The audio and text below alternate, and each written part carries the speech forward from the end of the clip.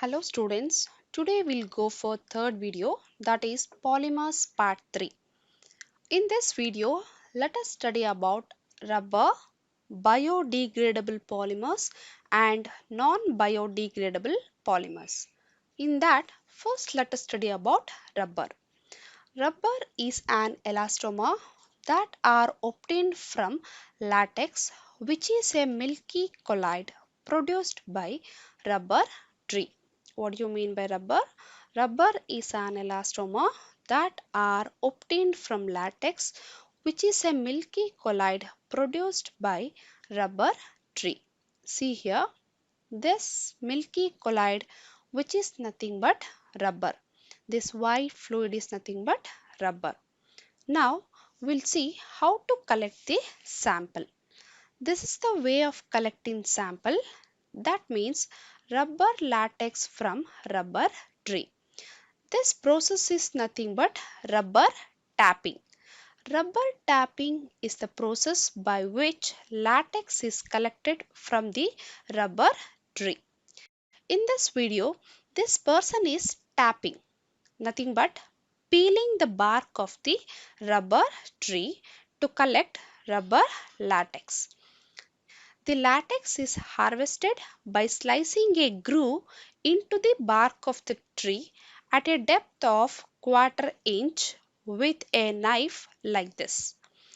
Rubber tapping is not damaging to the forest as it does not require the tree to be cut down in order for the latex to be extracted. Then it is filtered and processed.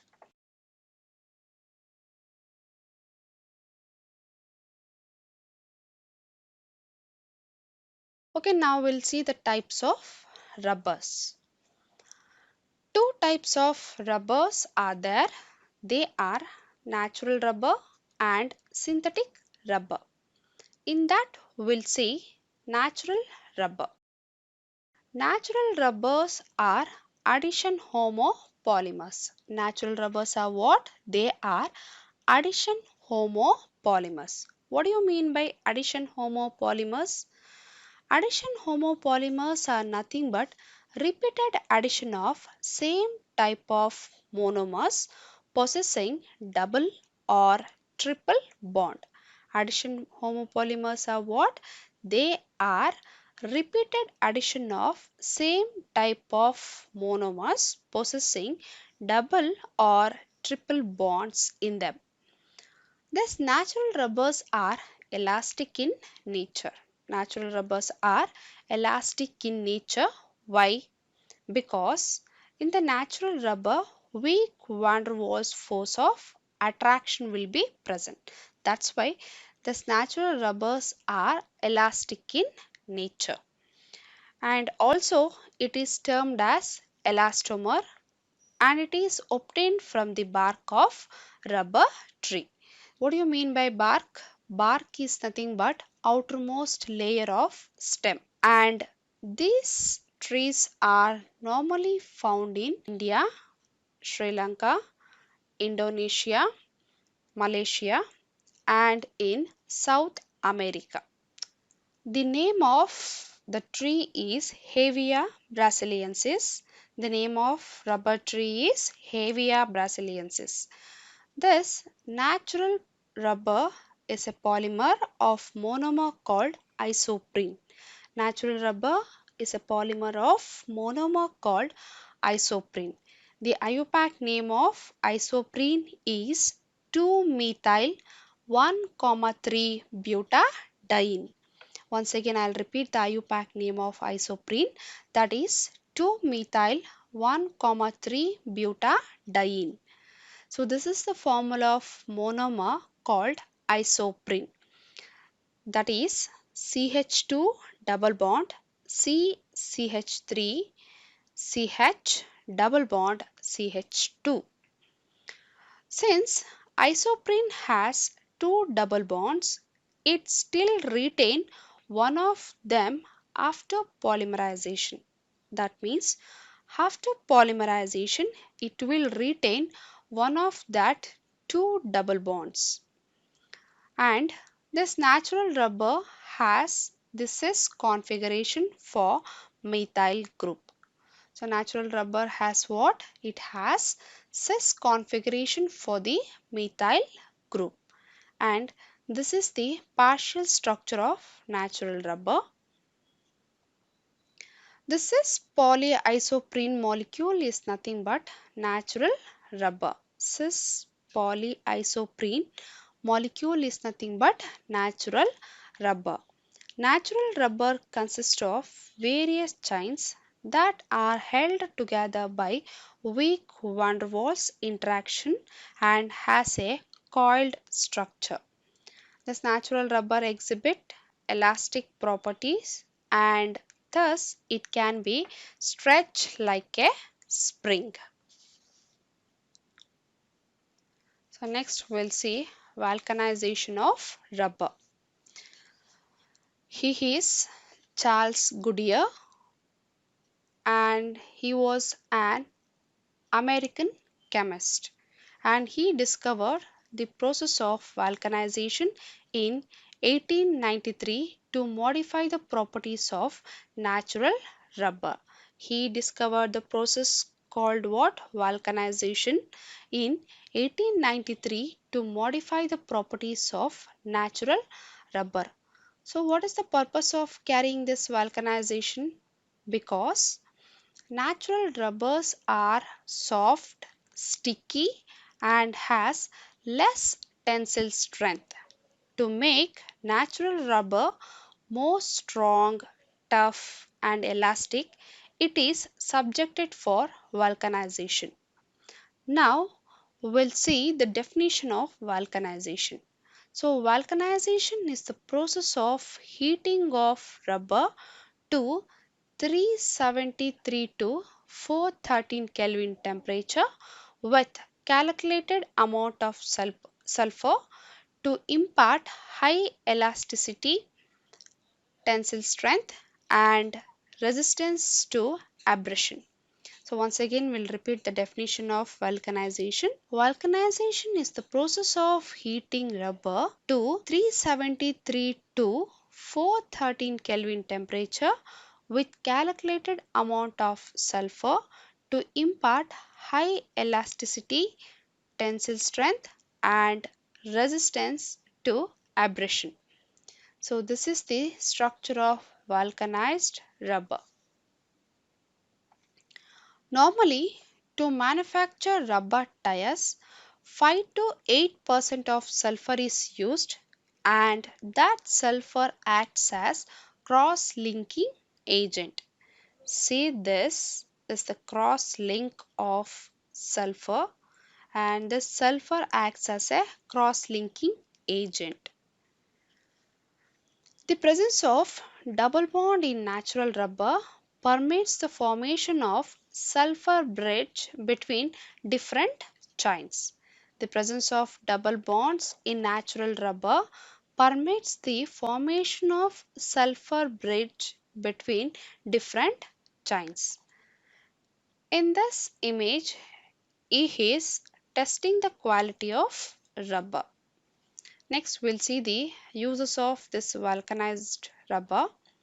This vulcanized rubber is used for making rubber bands, football bladder, gloves, and rubber tires, and it is used in tire tubes of automobiles and conveyor belt for industrial use after hardening.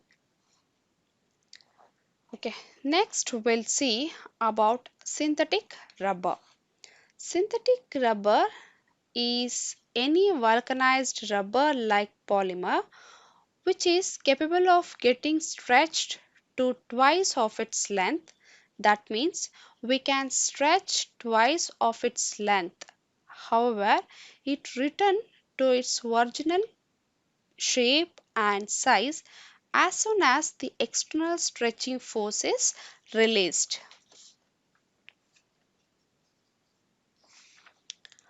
Next, we'll see the preparation of synthetic rubber. So in that we have to study about neoprene and buna-N. So neoprene, or we can call that as polychloroprene. It is obtained from free radical polymerization of chloroprene. So neoprene or polychloroprene is obtained from free radical polymerization of chloroprene. So this is the reaction in which n number of chloroprene undergoes free radical polymerization in the presence of oxygen or peroxide to form neoprene. In this reaction, polymer is neoprene and the monomer of this neoprene is chloroprene. Neoprene is a type of rubber that does not break down by the action of sunlight, air, or even for water. It is physically tough, resistant to the burning, and it can withstand both hot and cold temperature and remains unaffected by contact with various oil and chemicals. For this reason, it is used for manufacturing conveyor belt, gasket, and hoses. So, this image is nothing but conveyor belt. So, this conveyor belt means it is a continuous moving band of rubber used for transporting objects from one place to another. Next, this image is gasket. So gasket is a rubber, that means it is a ring of rubber that is inserted between two joined metal surface to prevent gas, oil or steam from escaping. And this is hoses. So hoses means it is a long flexible pipe that is made up of rubber. Okay. So next we'll see another type of synthetic rubber, that is buna-N. Buna-N is prepared by copolymerization of 1,3-butadiene and acrylonitrile in the presence of peroxide catalyst. That means n number of 1,3-butadiene and n number of acrylonitrile undergoes copolymerization to form a polymer called buna-N. In this reaction, polymer is buna-N and monomers are 1,3-butadiene and acrylonitrile. Monomers are what? 1,3-butadiene and acrylonitrile. This buna-N is resistant to the action of petrol, lubricating oil and organic solvents, and it is used in the manufacture of hoses, gasket, shoe heels, stoppers, conveyor belts, and in printing rollers, etc. It is also used as an insulator.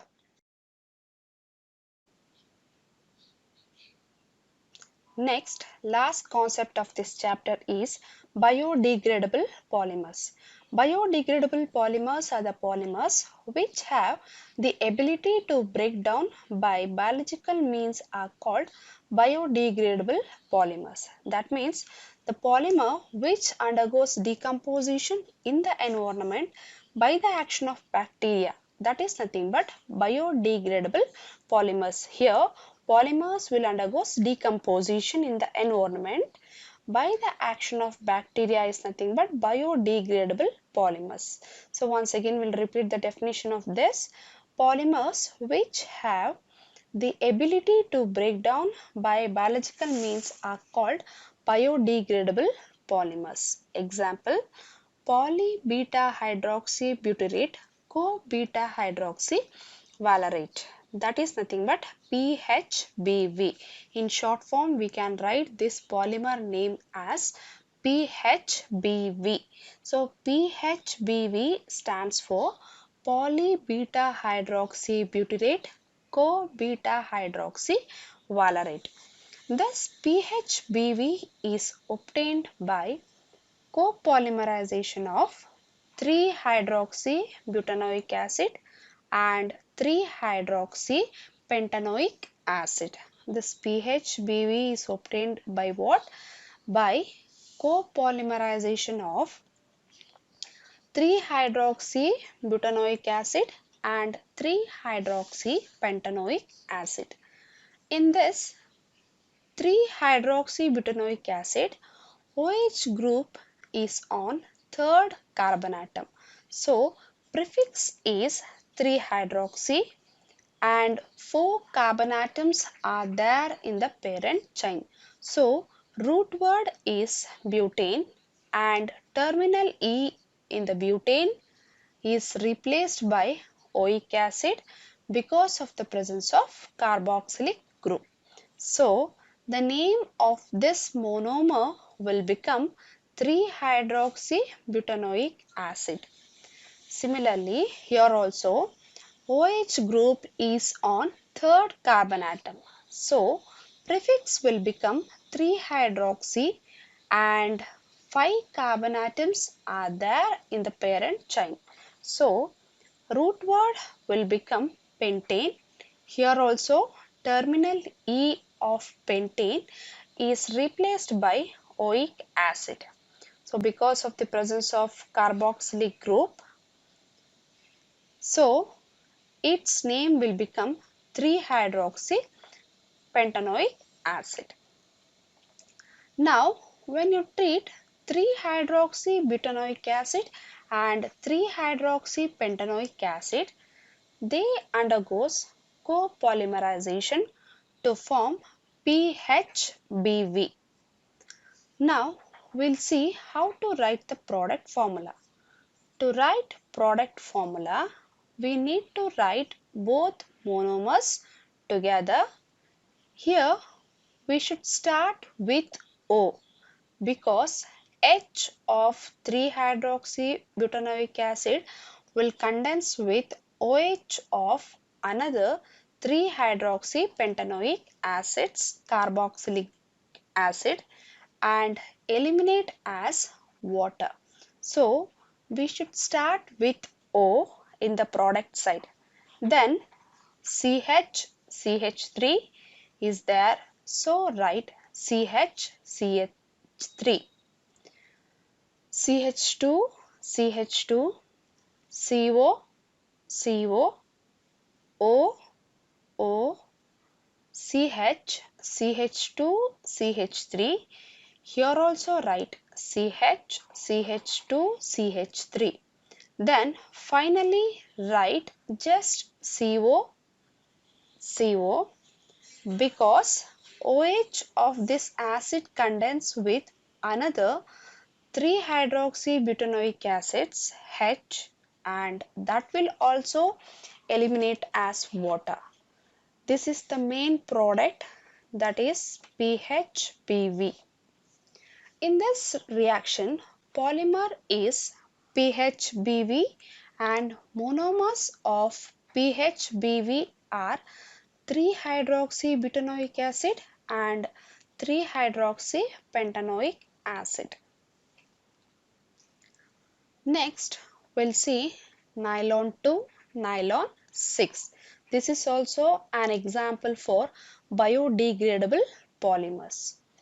So this nylon 2, nylon 6 is obtained by the reaction between glycine and aminocaproic acid.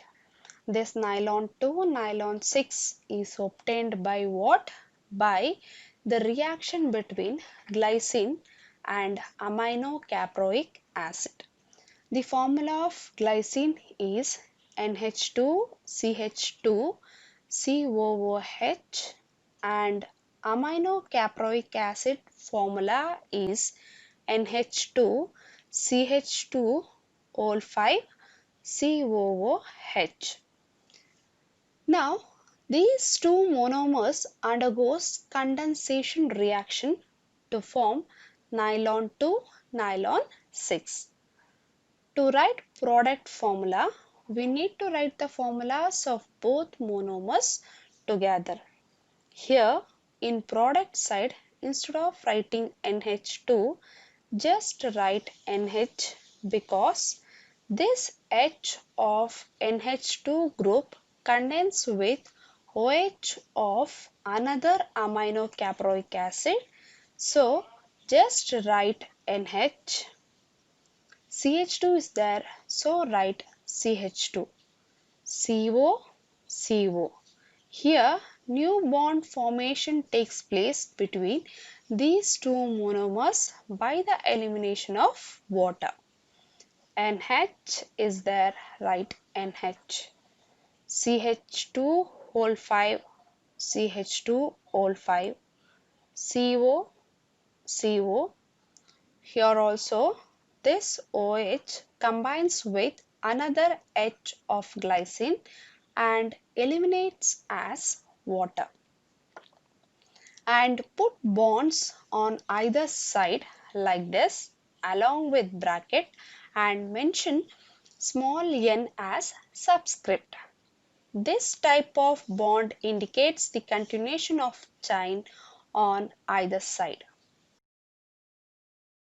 So, in this reaction, polymer is nylon 2, nylon 6 and monomers are glycine and aminocaproic acid. Here also 2 and 6 represents the number of carbon atoms. That we can check. See here, 2 carbon atoms are there in case of glycine. So one carbon atom is from methylene group and another carbon atom is from carboxylic group. So totally it is 2. And in case of aminocaproic acid, 6 carbon atoms are there. See here, 5 carbon atoms are from methylene group and 1 carbon atom is from carboxylic group. Totally it is 6. So this 2 and 6 represents the number of carbon atoms. Now we'll see about non-biodegradable polymers. Non-biodegradable polymers are the substance that the environment cannot naturally break down or that cannot break down over a period of long time. So that means the polymers will not undergo decomposition in the environment naturally. Such type of polymers are nothing but non-biodegradable polymers. Example, polyethylene, polystyrene, etc.